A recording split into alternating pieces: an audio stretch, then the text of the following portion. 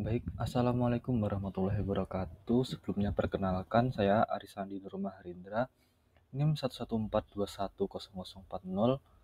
dari kelas Hidrologi Lingkungan B. Nah, di sini saya akan menjelaskan dan membawakan suatu topik bahasan mengenai faktor pengontrol dan faktor pemicu serta upaya pengelolaannya. Nah, faktor pengontrol dan faktor pemicu ini merupakan dua konsep yang saling berhubungan dalam konteks pengelolaan bencana. Untuk faktor pengontrol bencana sendiri merupakan suatu tindakan atau strategi yang diimplementasikan untuk mengurangi dampak bencana dan mengelola resiko yang terkait. Faktor pengontrol ini melibatkan upaya yang dilakukan entah itu sebelum, selama, bahkan hingga sesudah bencana terjadi, dengan tujuan utamanya yaitu meminimalkan kerugian, melindungi nyawa nyawa manusia, serta menyelamatkan harta benda. Sedangkan untuk faktor pemicu bencana merupakan faktor pemicu yang merujuk pada kondisi atau kejadian yang entah secara langsung ataupun tidak langsung menyebabkan terjadinya suatu bencana itu sendiri. Faktor pemicu bencana merupakan akar penyebab atau pendorong yang memicu atau mempercepat terjadinya bencana. Nah, terkait dengan faktor pengontrol, faktor pemicu serta upaya pengelolaan, di sini saya akan membawakan kasus dari dua jenis bencana, yaitu yang pertama ada banjir dan kekeringan. Nah, kita mulai dari banjir terlebih dahulu. Sebelumnya perlu kita ketahui bersama apa sih itu banjir. Di sini saya mengutip dari menurut Aminuddin tahun 2013 yang menyatakan bahwa banjir adalah bencana yang diakibatkan oleh curah hujan yang tinggi dan tidak diimbangi dengan saluran pembuangan air yang memadai, sehingga dapat merendam wilayah-wilayah yang tidak dikehendaki oleh orang-orang yang ada di sana.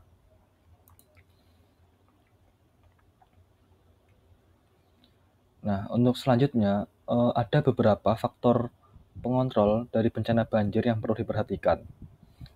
Yang pertama yaitu pengaturan das atau daerah aliran sungai, di mana pengaturan das ini sangat penting untuk mengendalikan aliran air. Das yang baik harus memperhitungkan kapasitas sungai, penggunaan lahan di sekitarnya, vegetasi, dan sistem drainase. Faktor yang kedua yaitu bangunan pengendali banjir. Bangunan pengendali banjir seperti konstruksi bendungan, waduk, tanggul, dan pintu air dapat membantu mengontrol aliran air. Bangunan ini tentunya digunakan untuk menahan air saat volumenya itu meningkat dan kemudian mengatur pelepasannya itu agar terkendali, jadi tidak serta-merta keluar dengan begitu saja. Yang ketiga yaitu drainase yang efektif. Nah, sistem drainase yang baik di sini sangat penting untuk mengalirkan air hujan dari permukaan tanah. Saluran drainase yang tepat seperti saluran air, parit, saluran terbuka, dan selokan membantu mengarahkan air ke tempat yang aman, sehingga nantinya dari air ini tidak akan menyebabkan limpasan yang dapat merugikan masyarakat maupun penduduk di sekitar. Poin yang keempat yaitu penataan ruang. Nah, penataan ruang yang baik juga melibatkan perencanaan penggunaan lahan yang memperhatikan aspek hidrologi. Poin yang kelima yaitu peringatan dini. Sistem peringatan dini yang efektif sangat penting untuk memberikan informasi tentang kondisi cuaca ekstrim dan potensi banjir. Dengan adanya peringatan dini, penduduk dapat mengambil langkah-langkah persiapan yang diperlukan untuk mengurangi resiko dan kerugian. Faktor yang terakhir yaitu adanya pendidikan dan kesadaran masyarakat. Di sini pendidikan dan kesadaran masyarakat tentang banjir ini sangat penting karena mereka memahami bahaya banjir, agar mereka itu memahami bahayanya banjir, tahu cara mengantisipasinya, dan bertindak saat terjadinya banjir. Masyarakat yang teredukasi yang dapat mengambil langkah-langkah pencegahan dan menanggapi dengan cepat dalam situasi darurat, maka akan menciptakan suatu kekebalan dalam masyarakat itu sendiri, sehingga adanya korban atau kerugian dapat diminimalisir seminimal mungkin. Kemudian semua faktor ini itu harus diperhatikan dan diimplementasikan secara holistik dan terintegrasi untuk mencapai pengendalian banjir yang efektif. Nah, untuk yang selanjutnya itu ada faktor pemicu banjir itu sendiri. Di sini saya melampirkan 6 faktor. Sebenarnya juga ada beberapa faktor lain. Yang pertama itu ada curah hujan tinggi.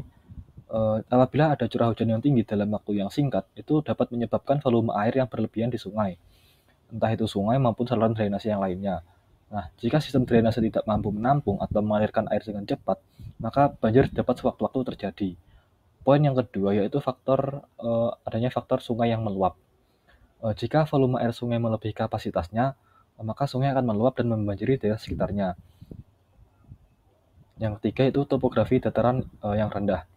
Daerah dataran topografi yang rendah maka akan lebih rentan untuk terjadinya penumpukan atau pelimpasan air, karena air itu bergerak dikontrol oleh salah satu gaya itu gaya gravitasi, di mana air itu mengalir dari ketinggian atau elevasi yang tinggi menuju ke elevasi yang rendah, sehingga topografi dataran yang rendah itu memiliki kerentanan yang tinggi terhadap terjadinya banjir. Faktor yang keempat yaitu meluapnya danau atau waduk.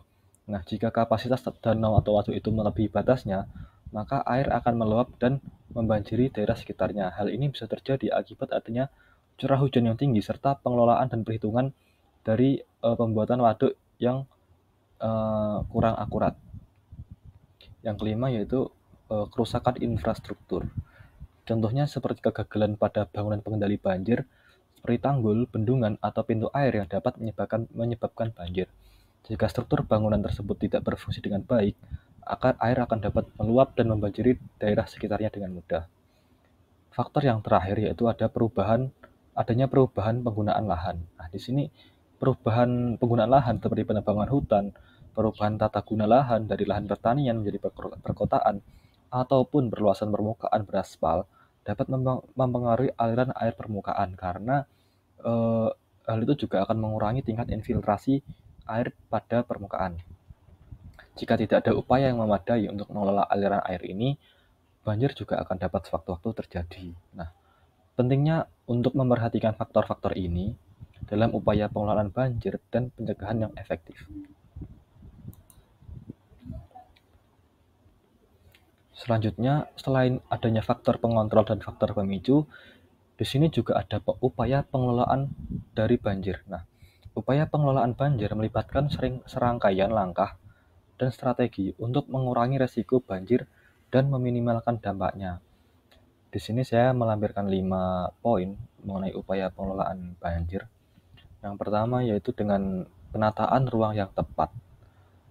Dengan adanya perencanaan tata ruang yang tepat, itu harus memperhitungkan aspek hidrologi, di mana aspek hidrologi ini sangat penting dalam pengelolaan banjir. Hal ini melibatkan identifikasi daerah yang rentan terhadap banjir dan membatasi pembangunan di daerah-daerah tersebut.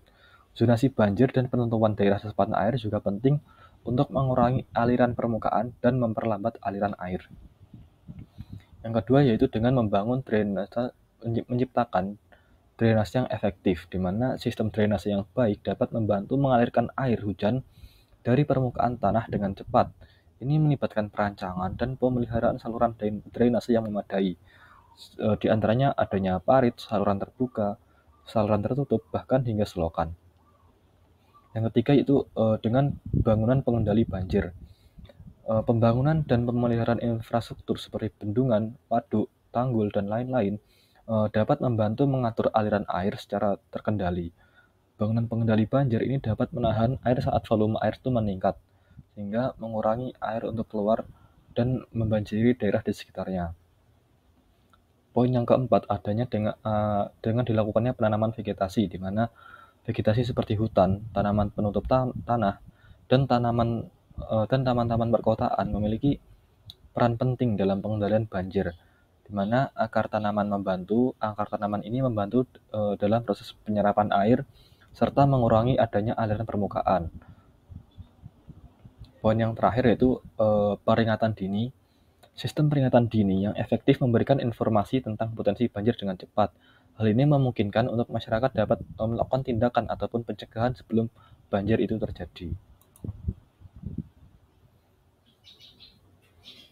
Nah, lanjut ke bab yang kedua atau poin pembahasan kedua kali ini mengenai bencana, yaitu tentang bencana kekeringan, di mana kekeringan adalah kondisi saat suplai air yang tersedia tidak mencukupi untuk memenuhi kebutuhan manusia dan ekosistem di suatu daerah dalam jangka waktu yang lama.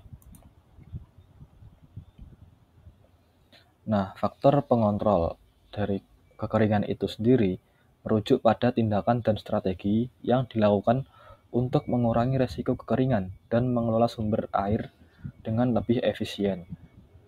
Berikut adalah beberapa faktor pengontrol kekeringan yang umum dilakukan. Yang pertama yaitu konservasi air.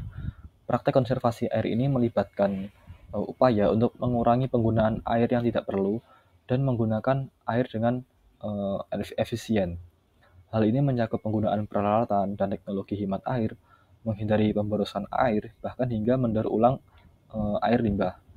Yang kedua, pengaturan penggunaan air. Pengaturan penggunaan air ini melibatkan alokasi yang bijaksana dan adil dari sumber daya air di antara sektor-sektor yang membutuhkan, seperti sektor pertanian, industri, bahkan hingga sektor pemukiman. Karena hal ini dilakukan melalui kebijakan pengaturan air yang tepat dan sistem manajemen air yang terpadu. Yang ketiga yaitu pengelolaan irigasi yang efisien. Dalam sektor pertanian, pengelolaan irigasi yang efisien dapat membantu mengurangi kehilangan air yang memastikan pemberian air yang tepat bagi tanaman. Yang poin keempat yaitu infrastruktur penyimpanan air. Dengan membangun dan memperbaiki infrastruktur penyimpanan air seperti waduk, dam, atau reservoir dapat membantu meningkatkan penyimpanan air dan sumber air lainnya selama periode berlimpah untuk digunakan saat nanti terjadinya kekeringan, sehingga dapat meminimalisir kekurangan air pada saat musim kering.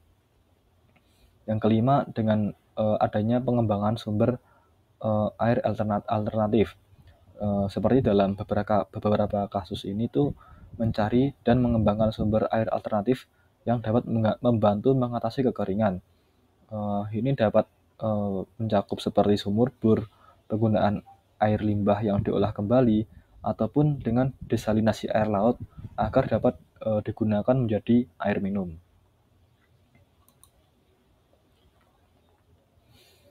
Selanjutnya di sini juga ada faktor pemicu dari kekeringan, di mana faktor pemicu kekeringan adalah kondisi atau suatu peristiwa yang menyebabkan terjadinya kekeringan, di mana ada 5 faktor yang saya tampilkan di sini. Yang pertama yaitu adanya dengan kurangnya curah hujan.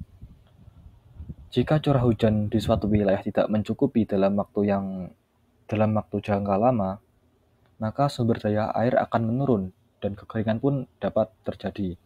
Yang kedua yaitu perubahan iklim. Perubahan iklim yang terjadi mempengaruhi pola curah hujan dan suhu di suatu wilayah. Dengan adanya peningkatan suhu global ataupun perubahan pola angin, dapat mengakibatkan peningkatan kekeringan dalam jangka waktu yang lebih panjang. Yang ketiga yaitu overpumping sumber air bawah tanah.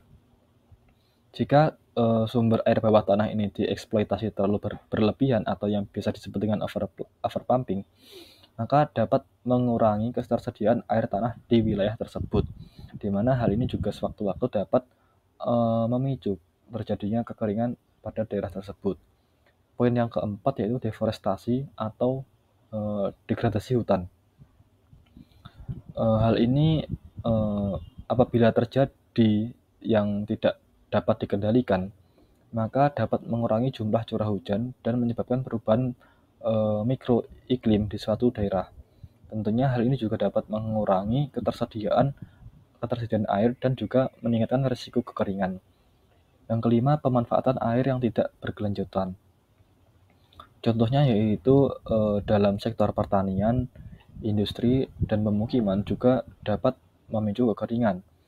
Misal penggunaan irigasi yang tidak efisien atau penggunaan air dalam industri yang disalahgunakan sehingga menyebabkan kekurangan air dan menyebabkan kekeringan secara jangka panjang begitu. Nah, dari adanya faktor pemicu, di sini juga kita harus bisa mengantisipasi melalui upaya pengelolaan kekeringan. di mana upaya pengelolaan kekeringan ini melibatkan serangkaian tindakan untuk mengurangi risiko kekeringan dan mengelola sumber daya air dengan efisien. Beberapa upaya itu diantaranya yaitu dengan melakukan konservasi air yang sudah dijelaskan di slide sebelumnya tadi. Yang kedua itu dengan pengelolaan sumber daya air. Di sini juga tadi sudah dijelaskan pada slide sebelumnya. Yang ketiga itu pengurangan kerentanan terhadap kekeringan. Nah, pengurangan kerentanan terhadap kekeringan ini dengan meningkatkan ketahanan terhadap kekeringan yang melibatkan diversifikasi sumber air, yang memerlukan investasi dalam infrastruktur yang tahan kekeringan seperti waduk dan sumur bor, serta diversifikasi kegiatan ekonomi yang lebih tahan terhadap kekeringan. Yang keempat yaitu peningkatan infrastruktur air, seperti membangun dan memperbaiki bangunan seperti dam, waduk, dan lain-lain yang dapat menyimpan air hujan dan mengalirkannya dengan efisien saat dibutuhkan. Yang kelima yaitu pengembangan teknologi, di mana pengembangan dan penerapan teknologi terkait air seperti desalinasi, pengelolaan air limbah, teknologi irigasi, ini apabila dapat dilakukan secara efisien, dapat membantu mengatasi kekeringan dan meningkatkan ketersediaan air bersih. Nah, itu saja yang dapat saya sampaikan mengenai faktor pengontrol dan pemicu, serta upaya pengelolaannya. Apabila ada kurang lebihnya saya mohon maaf. Sekian, wassalamualaikum warahmatullahi wabarakatuh.